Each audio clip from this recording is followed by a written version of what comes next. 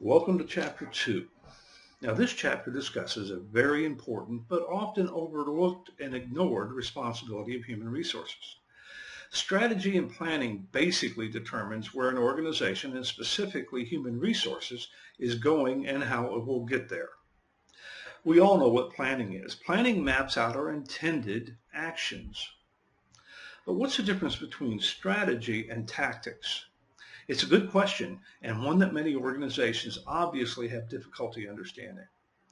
I look at it like this, and maybe some would disagree, but I think it's really pretty simple. Tactics are doing things.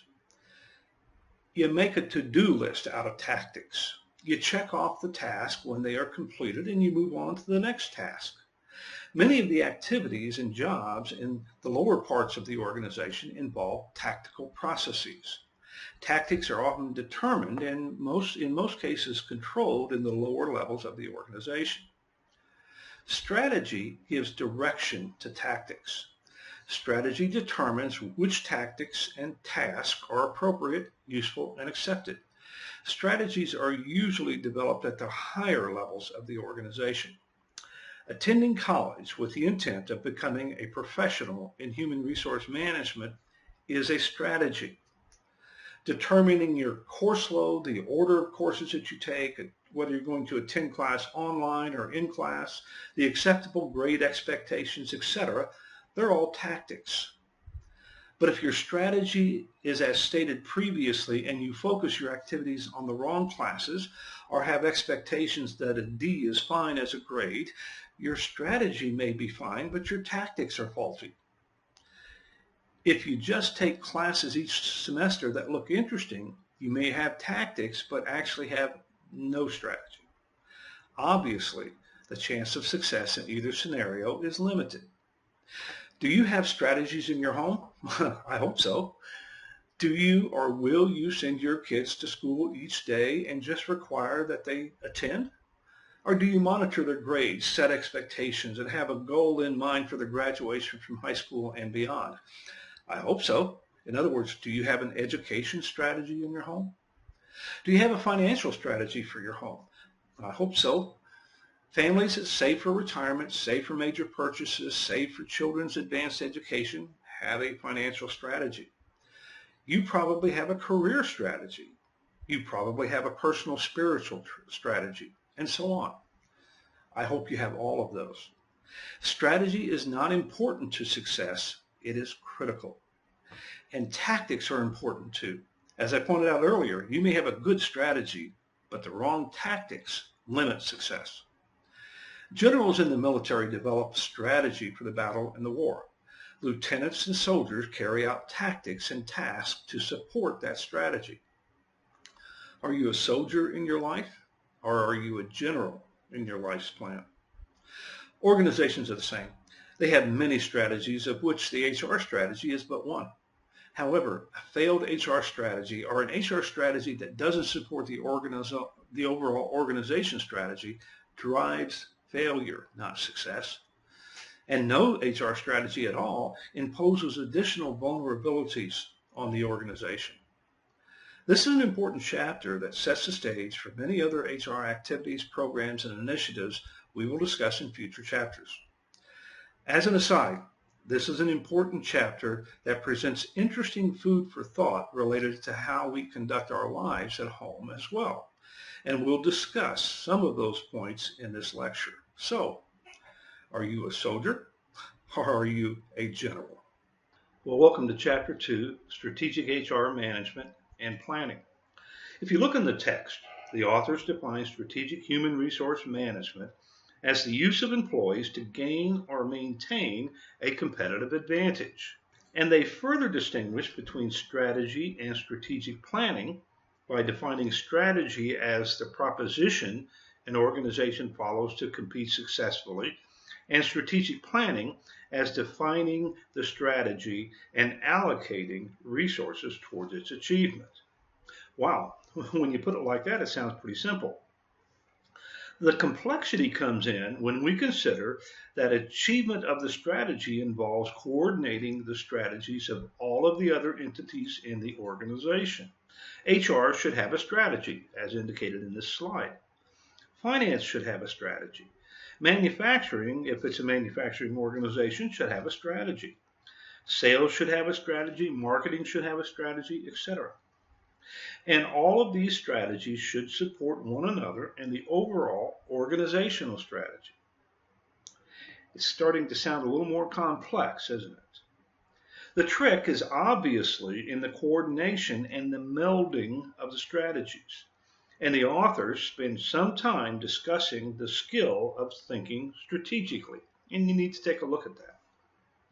And as I said previously, that is one of my primary concerns with HR management in many organizations.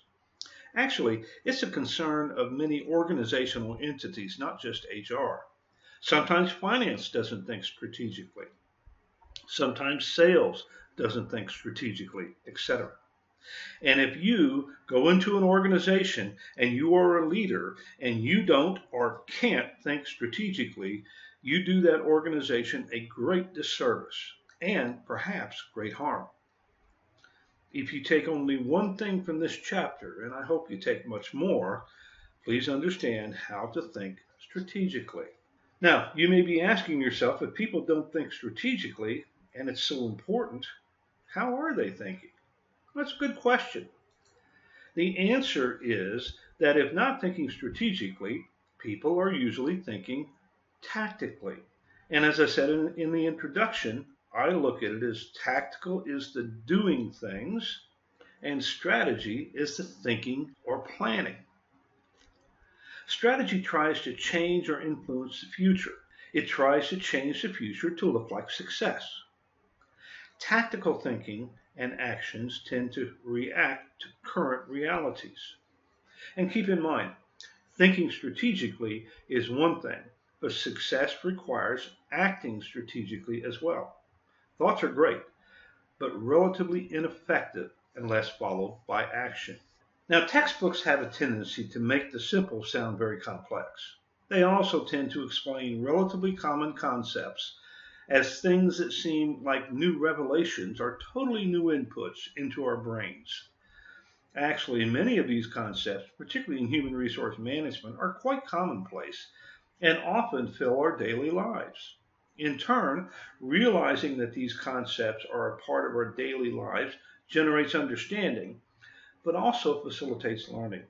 We can perhaps use the text to garner a new understanding of and improvements in our use of the concept. Such is the case with strategic planning. So what is this concept of strategy and planning, and is it worth devoting a whole chapter? The answer is unequivocally yes. Strategy and planning is the basis for a successful organization. Regardless of the industry or endeavor, successful strategy development and planning spells the difference between success and failure. I believe this is true in our personal lives as well. I'd like to start this chapter discussion by taking us a little off target and make a few general points about strategic and tactical thinking. I like to think of tactical thinking or actions as the doing things, as I said, and strategic as the planning things. In the last chapter, I was critical of HR professionals as being too tactical and not nearly strategic enough. By that, I mean that HR professionals often don't look and plan ahead. Instead, they react. But when they do look ahead, they often don't try to change or influence the picture they see. They accept the image and try to employ the proper HR tools to meet the challenge. Leaders see and plan in the future and also try to influence the image that they see. Let me give you an example of strategic versus tactical that comes close to home. What is your strategic plan? Do you have one? Actually, do you have several? I suspect you do, and you should, but perhaps don't even realize it. You thought strategically and continue to do so as you plan your career, which included taking this class. Your strategic plan includes obtaining a degree and ultimately a job. Taking this class is a tactical step along that path. The strategy is a decision about where you want to go, and the tactics or how you get there are the steps you take. Some of where you want to go and how you will get there depends on where you are at the time of the decision.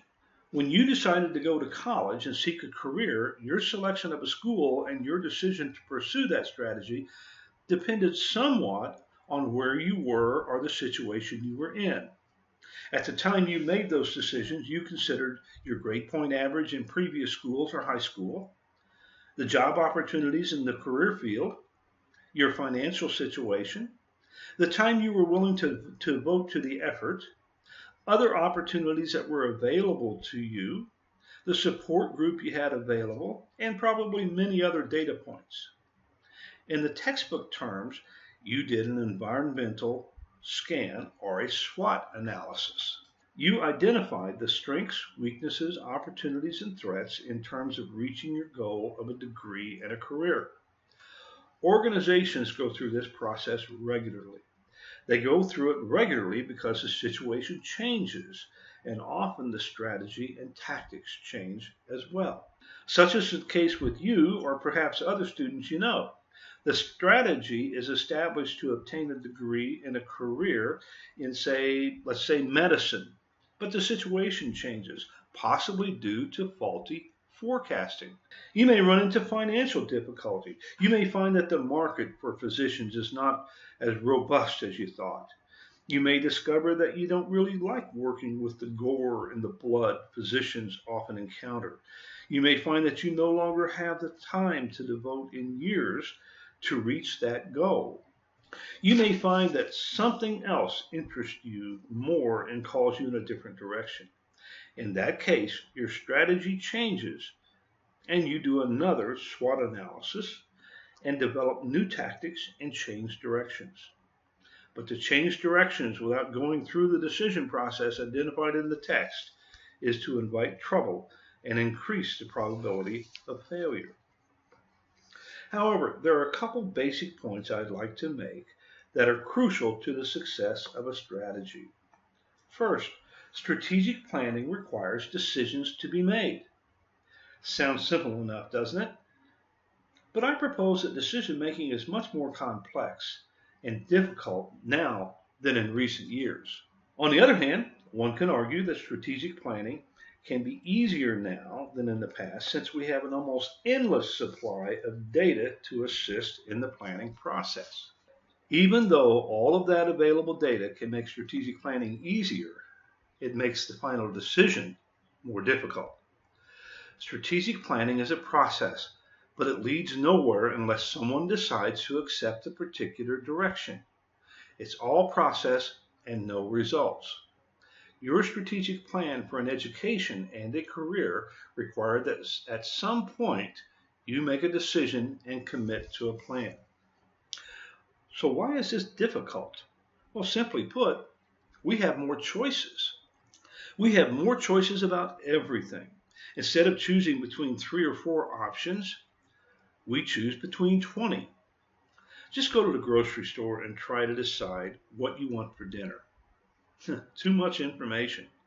We have to choose between taste and calories and chemical additives and convenience foods or special prepared, or should we just forget the whole mess and go out and eat? Of course, we then have to decide which restaurant to choose, and once the choice is made, we are presented with a menu that looks like a brief novel, and we have to make a selection. Too many choices, too much data. Now, I realize that many would argue that it's a good thing, but this plethora of data has had a subtle impact on decision making that we are only now beginning to see, at least in my opinion. You see, instead of making the decision-making process easier, the data impedes one from making decisions at all. We hesitate to make final decisions thinking that the data will reveal some small fact that will further mitigate the risk or take it away altogether. We look too hard for the perfect outcome. Decision-making is a longer process today and often does not end in a real decision but merely a reason to study the data further. The process results in no action. In addition, I have found that the stakes are higher today. When a decision is made, everyone expects the quality of that decision to be much higher than decisions, say, 25 years ago. We expect it because there is so much data available. If a decision is wrong or flawed in any way, we often look in the direction of the maker and say, "Didn't you look at the data?" With the expectations higher, and the consequences can often be higher as well. In the past, incorrect or flawed decisions eventually disappeared or faded into the past, and only a few people were aware of the miscalculation. Today, everything is visible, and visible for a very long time. It is embedded in the data one studied so hard prior to making the miscalculation. Therefore, the decision-making process is impaired for individuals and organizations. Finally, decisions require commitment to be successful. They require the commitment of the parties to the decision and from others. Your decision to seek a degree and go to college required commitment, certainly from you, but from those around you as well. To put it differently, decisions are cheap. It's the action that's expensive. Without commitment, there is no meaningful action, and therefore no decision at all. Now, I believe that all this discussion about decision making also applies to strategy. Decision making requires one to finally dispel the data, knowing when enough is enough, and make a decision. Data can't make decisions for us. Leaders make decisions. Decisions and strategies require communication to those involved to get their commitment, understanding, support, and action. Strategies and decisions also involve risk. Risk is what really requires a decision. If there is no risk, the decision doesn't matter. Decisions and strategies also require regular monitoring and analysis to determine if they are correct or if they need to change. So I believe we have established that you have a strategy and engaged in the strategic planning process and decision-making process. But I suspect that you didn't actually sit down and verbalize and document your strategic plan. You didn't consciously engage in the strategic planning process outlined in the text. I also suspect that if you did enter into a formal process, your plan would be much clearer, more complete, and in turn mitigate much more of the risk you may encounter or have encountered along the way. So who else engages in strategic planning? How about the government? We've seen countless stories on the news about the VA scandal, foreign policy blunders, immigration issues, etc. Was there a strategic plan that preceded these problems? I suspect there was. Either it was a bad strategic plan, or it was not fully communicated to all parties, or did not receive the commitment of the necessary parties to ensure success. The federal government is a good example of either no or poor strategic planning. The government also illustrates that even if the strategic plan and subsequent decision is good, if a commitment is not obtained by all parties, chaos and failure follow with certainty. Whether we're talking about government, a church, a business, an athletic team, the Red Cross, UNCG, or any other organization, a viable strategic plan is necessary for any success. Notice I said any success. Remember from the Chapter 1 discussion, success and failure is on a continuum. I also mentioned that the closer you are to the success end of the continuum, the better. A strategic plan that is well constructed, well communicated, and well supported will bring any organization or person, for that matter, much closer to success and further away from failure. So where is your strategic plan? The text gives some good examples of strategic planning process involving human resource issues. They talk about the strategic plan for workforce availability and internal workforce availability. In essence, they talk about forecasting demand and supply of labor. I'll not repeat those discussions here other than to encourage you to read those sections carefully. The insights provided are enlightening and accurate. The authors then delve into two topics that I believe require additional coverage. They discuss managing excess talent and mergers and acquisitions, which create in many instances surplus talent. Let's start with mergers and acquisitions, M&As, if you will. This is where two companies come together and combine their businesses into one. However, That is not to say that the parties have equal status in the joining. Normally, one organization is dominant and the other is subservient. When you have two organizations coming together to form one, the merging of the two strategic plans, two value systems, two cultures, and two of everything is required. They do not merge equally. One always dominates. So how do we combine one culture, for example, into another culture? Our values may be similar, but how do we combine one value system into another?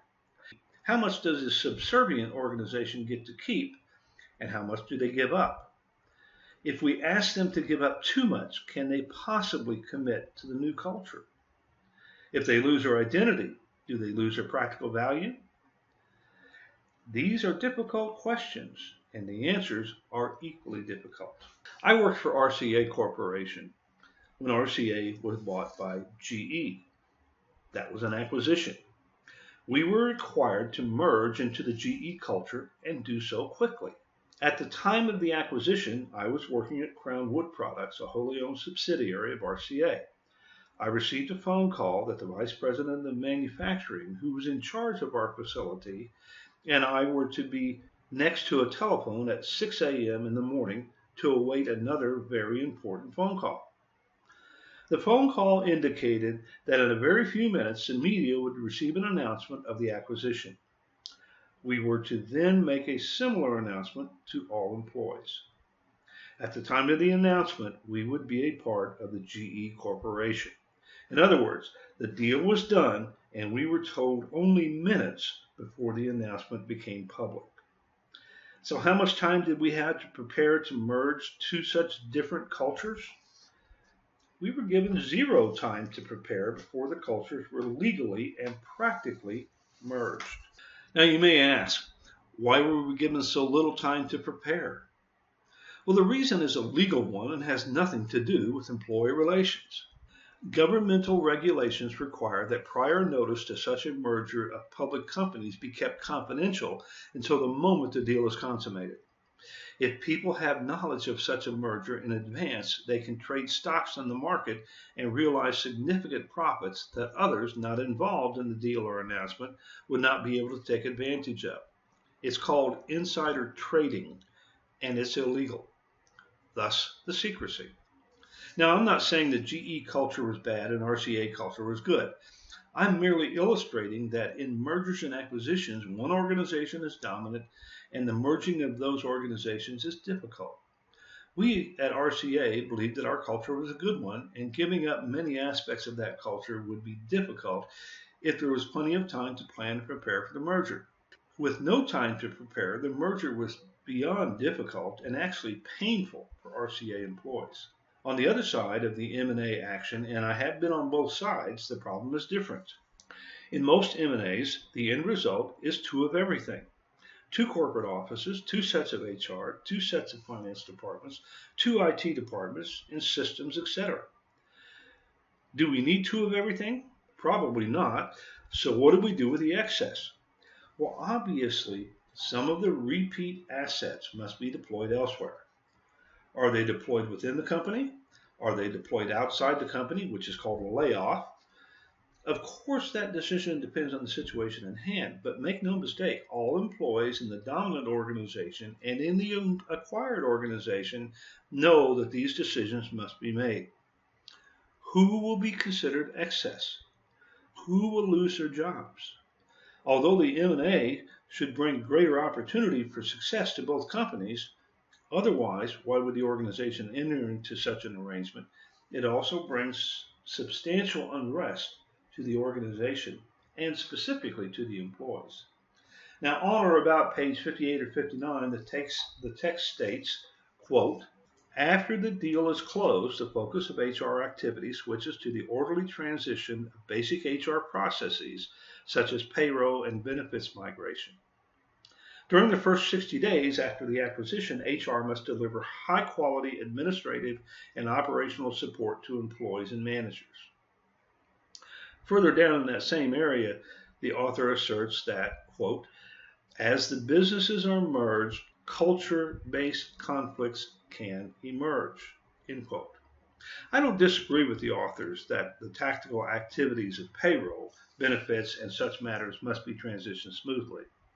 I don't think that those tactical issues are the prime concern of HR professionals. If need be, many of those issues can be outsourced and solved with system innovations and changes. I don't think that culture-based conflicts may emerge. I believe they will emerge.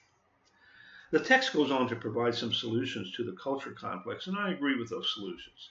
That said, I believe the text minimizes the culture issues in lieu of the tactical issues that may arise. Culture integration and the unrest of employees has always been my primary concern in any M&A.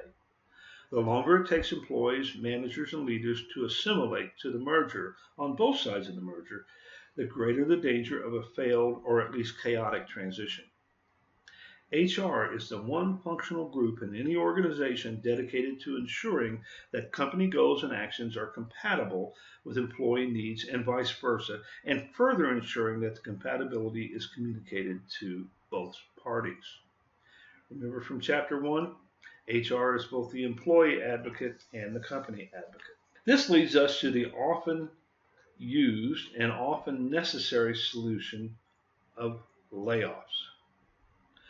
Downsizing or layoffs are not just a solution for excess M&As, but a solution for many other business issues.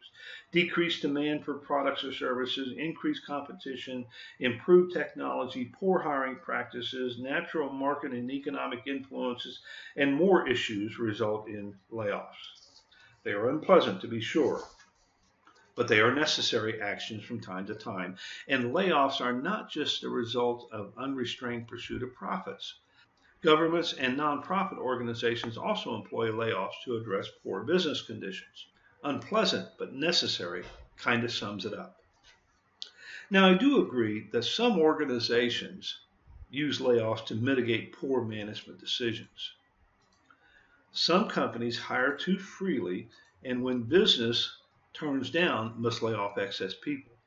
But by and large, layoffs are as distasteful to the people performing the layoff as to those laid off or to the rest of us observing the process. I speak from far more experience in this subject than I ever wish to have. I have spent many sleepless nights before and after a layoff coming to grips with the necessity and the rightness of the action. That said, I have discovered that the pain of the layoff process can be mitigated somewhat by sound, respectful practices, many of which are outlined in the text. Let me give you a real-life example of how the process should work. Let me start by detailing how layoffs have been traditionally handled in many businesses. Generally, planning for layoffs has been conducted in secret, and the results of the planning have been sprung on employees by surprise. The philosophy was that we should not reveal to employees that a layoff was imminent because it would compromise their ability and desire to work. Management also worried about employees engaging in sabotage in the business in retaliation of the expected action. This type of action did not engender trust in employees and caused great unrest in employees during business downturns, as everyone expected the layoff shoe to drop. Some organizations selected those to be laid off using seniority, job performance, or other criteria. The layoff process itself included notifying employees, usually in front of fellow employees, that they were wanted in the front office. They then engaged in the, quote, walk of shame, end quote. The affected employee knew exactly what was going to happen and that their lives and families were about to experience a major change. Upon reaching the front office, they were informed that their services were no longer necessary and they were escorted out of the facility with no more income, benefits, or opportunity. They were left to their own devices to explore a bleak and uncertain future. Meanwhile, the remaining employees were left to wonder when it would be their turn to take the walk of shame. This dehumanizing process was the accepted manner for effecting a successful layoff. During my tenure at the Noel Group, it became apparent that our business was changing and we could not support the number of employees we had in the organization. A layoff was in the future, but not for at least 6 months. This time gave us the opportunity to plan for the new but smaller organization. But this time also presented a moral and ethical dilemma. Management was certain that a layoff would take place, but we were unsure of the date due to business commitments that must be fulfilled. During this time, employees were nervous. They also knew business was not as ample to support the employment numbers that we currently had. Employees felt that management knew more than they were telling, and the employees were right. The dilemma was, do we as management tell employees of the layoff, or do we keep it a secret? The risk of telling employees was, as I previously mentioned, that employees would not work to potential. Some may actually sabotage the operation, and some of our best employees would quit, and a number of other negative reasons that we all dreamed up in management. Suddenly it became obvious that we were not giving our employees any credit. We knew these people. We knew their families. We had solved problems together, worked through difficult times together, told employees how valuable they were and how much they meant to us. Now we found excuses not to be honest with them and trust them. Our choice was clear. We had to tell employees and give them the same information management possessed. We held company-wide meetings explaining that a layoff was in the future and gave an approximate time of 6 months. We explained why the layoff was necessary and which positions would be affected. We further explained which employees were most vulnerable. We asked for volunteers to be placed on the layoff list. We called it the transition list because those employees were in transition. And we asked for cooperation of all employees to ensure the level of work and productivity remained high. We further announced that affected employees would be given severance pay and outplacement counseling to assist in finding other employment.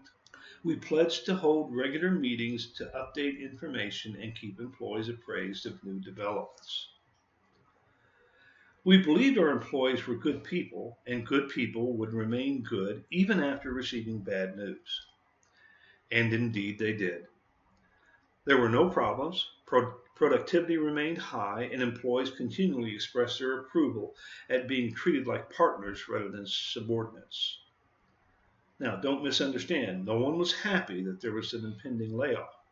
However, employees understood that it was a last resort and accepted it as necessary. Approximately 6 months after the announcement, the layoff was performed.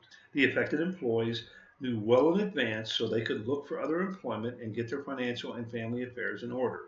And some employees even gave going away parties and dinners for the affected employees.